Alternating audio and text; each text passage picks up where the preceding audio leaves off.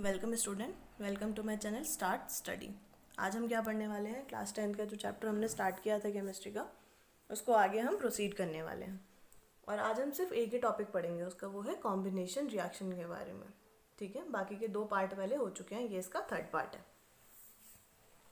Types of chemical reaction 5 type होते हैं: combination reaction, decomposition reaction, displacement reaction, double displacement reaction, oxidation and reduction reaction.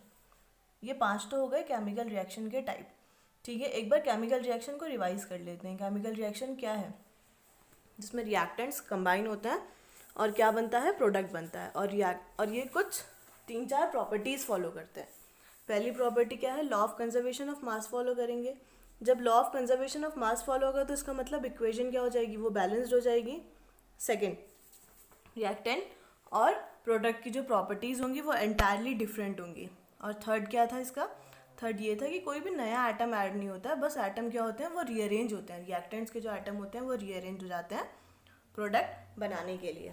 ठीक है, तो ये तो हमने केमिकल रिएक्शन को रिवाइज कर लिया और पूरा अच्छे से हमने इसको अपनी इससे पहले वाली वीडियो में पढ़ लिया था। केमिकल रिएक्शन के टाइप भी हमने पढ़ लिए। टोटल कितने होते हैं? 5 होते हैं। बहुत बार 1 मार्क के क्वेश्चन में ये आ भी जाते हैं। ठीक है, right the name of all types of chemical reaction. तो ये 5 टाइप्स आपको लिखने होंगे। ठीक है, आपको ये लर्न भी होने चाहिए और सबके बारे में आपको अलग अलग से पता भी होना चाहिए।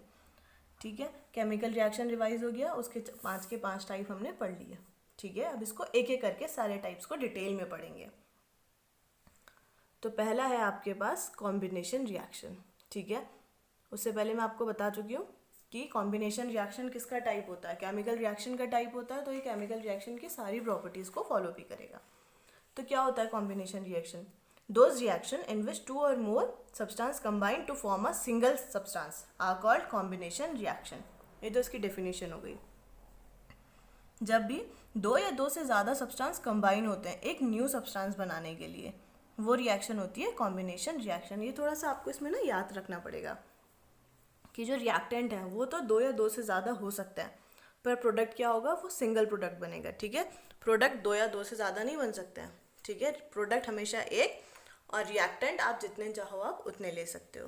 कॉम्बिनेशन रिएक्शन में रिएक्टेंट कभी भी एक नहीं होगा, क्योंकि नेम ही कॉम्बिनेशन है।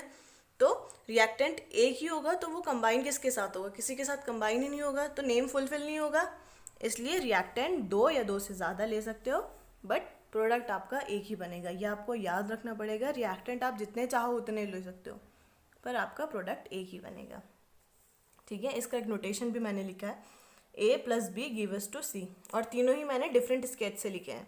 इसका मतलब रिएक्टेंट में भी डिफरेंट चीज़ें होंगी और प्रोडक्ट जो बनेगा वो भी डिफरेंट बनेगा। ठीक है, और इन केस अगर आप डेफिनेशन भूल भी जाओ, आपको अगर नोटेशन याद है तो आपको ईजिली रिमेंबर हो जाएगा कि भैया क्या थी डेफिनेशन। ठीक है, ये तो पूरी बात हो गई कॉम्बिनेशन रिएक्शन की। कॉम्बिनेशन रिएक्शन किसका टाइप है? केमिकल रिएक्शन का। तो ये केमिकल रिएक्शन की सारी प्रॉपर्टीज फुलफिल करेगा। Law of conservation of mass भी फॉलो करेगा। ठीक है, रिएक्टेंट की जो प्रॉपर्टी होगी वो प्रोडक्ट की प्रॉपर्टी से एंटायरली डिफरेंट होगी।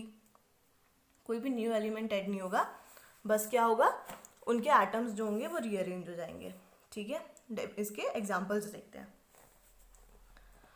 Hydrogen plus oxygen gives to water, carbon plus oxygen gives to carbon dioxide, hydrogen plus chlorine gives to hydrogen chloride, sulphur dioxide plus oxygen sulphur trioxide, carbon monoxide plus oxygen gives to carbon dioxide. अब इन सब चीज़ों को देख के आपको पता चल रहा है ना कि क्या है? रिएक्टेंट्स तो 2 हैं, आप 2 से ज़्यादा भी ले सकते हो, पर प्रोडक्ट आपका सिंगल ही बन रहा है। ठीक है, तो कॉम्बिनेशन रिएक्शन कौन सी रिएक्शन है? रिएक्टेंट कितने भी लो, प्रोडक्ट आपका एक ही बनेगा। ठीक है, और ये केमिकल रिएक्शन का टाइप है, तो ये केमिकल रिएक्शन की प्रॉपर्टीज़ को भी फुलफिल करेगा। आप सब में देख रहे हो रिएक्शन क्या है? बैलेंस्ड है। बैलेंस्ड रिएक्शन का मतलब ही क्या हो गया? Law of conservation of mass follow कर रहा है। ठीक है, कार्बन डाइऑक्साइड की जो प्रॉपर्टी होती है वो एंटायरली डिफरेंट होती है ऑक्सीजन से और कार्बन से। सल्फर डाइऑक्साइड की जो प्रॉपर्टी होती है वो बिल्कुल डिफरेंट होती है सल्फर डाइऑक्साइड और ऑक्सीजन से। ठीक है, हाइड्रोजन बर्न करता है, पर वाटर जो हो रहा है वाटर बर्न नहीं करता। तो ये है आपकी कॉम्बिनेशन रिएक्शन।